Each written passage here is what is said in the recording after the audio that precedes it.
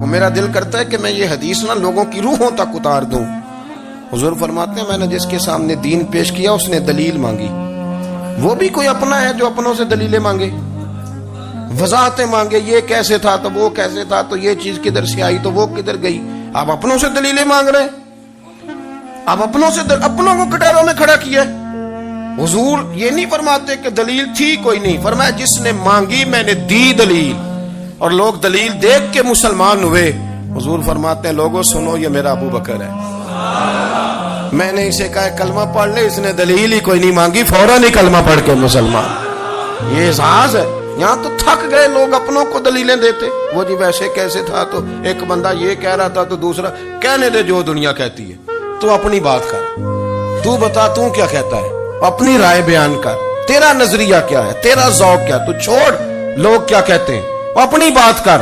اگر ابو بکر صدیق لوگوں کے کہنوں پہ چلتے تو مکہ تو سارا کچھ اور کہہ رہا تھا، اس وقت تو کچھ تھا ہی نہیں جو کہتا کہ نہیں تو ٹھیک چل رہا ہے، دنیا ساری کچھ اور کہہ رہی تھی، لیکن صدیق اکبر کہہ رہے تھے نہیں نہیں، سچ وہ ہے جو مدینے والے رسول فرماتے ہیں، سچ وہ ہے جو میرے آقا نے فرمایا ہے۔ زندگی میں انہوں نے بتایا لوگوں کو کہ دین کا مزہ لینا ہے تو پھر ذرا غلامی کر کے آتا ہے، پھر ذرا پورا پیار کر کے آتا ہے، پھر پوری محبت دے کے پھر غلامی کا مزہ۔ حضرت اسماء بنت ابی بکر صدیق فرماتی ہیں کہ نبی پاک صلی اللہ تعالی علیہ وسلم نہ حرم شریف میں داخل ہوئے، ایام مکہ میں، مکے کے دن تھے، حضور حرم مکہ میں داخل ہوئے، کافروں نے، ابو جہل نے پہلے سے سازش کی ہوئی تھی۔ جیسے ہی حضور اندر داخل ہوئے تو شور کرنے لگا، کہنے لگا یہ تمہارے بتوں کو برا کہتے ہیں اور تمہیں شرم نہیں آتی، یہ تمہارے معبودوں کو گالی دیتے ہیں، معاذ اللہ یہ برا کہتے ہیں، میں خیال نہیں آتا۔ لوگوں کو اشتعال دینے لگا، لوگ مختلف جگہوں سے اکٹھے ہو کے حضور کے گرد جمع ہو گئے۔ آپ نے کہا ہے کہ بت جھوٹے، حضور فرمانے لگے کہا ہے۔ آپ نے کہا ہے کہ یہ کچھ نہیں کر سکتے، فرمایا کہا ہے۔ آپ نے کہا ہے یہ کوئی نفع نقصان نہیں دیتے، حضور فرمانے لگے کہا ہے۔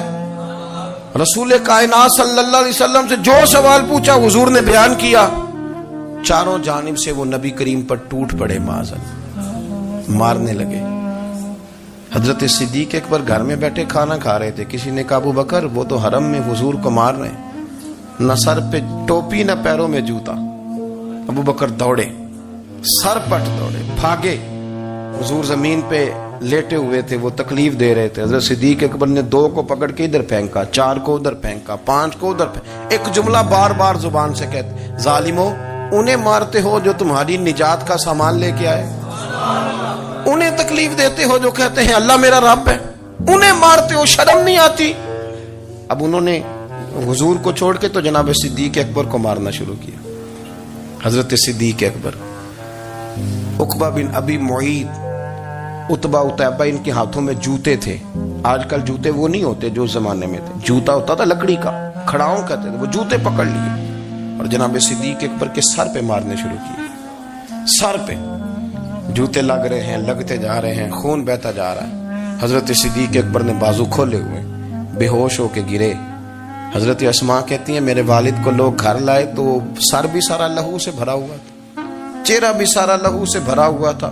عشق تے اگ دوویں ایک برابر، عشق تے اگ دوویں، عشق تے اگ دوویں ایک برابر، پر عشق دا سیک ودھیرا، اگ تے ساڑے ککھ تے کانے، عشق ساڑے تن میرا، اگ دا دارو می تے پانی، کوئی دسے ہاں پلا عشق دا دارو کیڑا، سجنا اتھے کچھ نہیں بچتا جتھے عشق ہوراں دا ڈیرا۔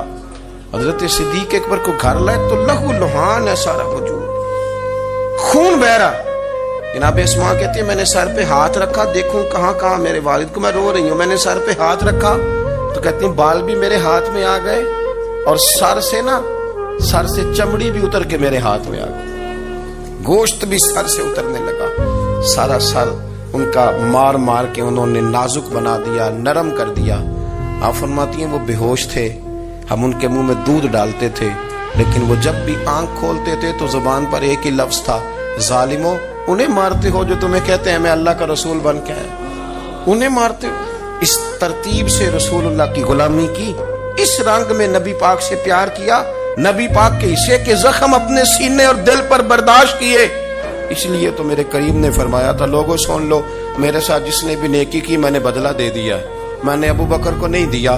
میں ابو بکر کا ہاتھ پکڑ کے اللہ کی بارگاہ میں لے جاؤں گا. میں کہوں گا مالک اس نے بڑی نیکیاں کی ہیں تو ہی اسے اجر عطا فرما. میں لے کے جاؤں گا کہوں گا اے اللہ تو دے اسے اجر. اس نے بڑی نیکی کی, اس نے بڑا پیار کیا, اس نے میرے ساتھ بڑی محبت کی, اس نے بڑی غلامی